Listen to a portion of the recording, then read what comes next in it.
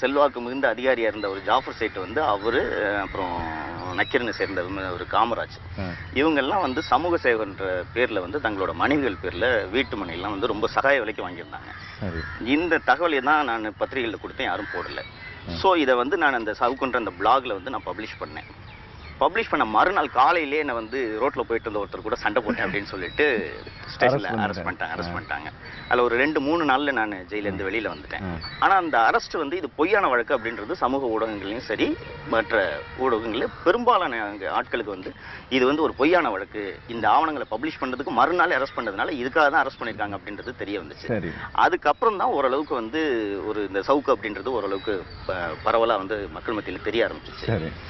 அது வெளியில் வந்த உடனே எனக்கு அந்த ஒரு ஆவணத்தை வெளியிட்டதுனால என்னை கைது பண்ணாங்க அப்படின்னு சொன்ன உடனே நம்ம இதோட நின்றுடக்கூடாது, தொடர்ந்து இந்த வேலைகளை செய்யணும் அப்படின்னு சொல்லிட்டு தொடர்ந்து வந்து நான் இந்த ஊழலுக்கு எதிராகவும் காவல்துறையில் நடக்கக்கூடிய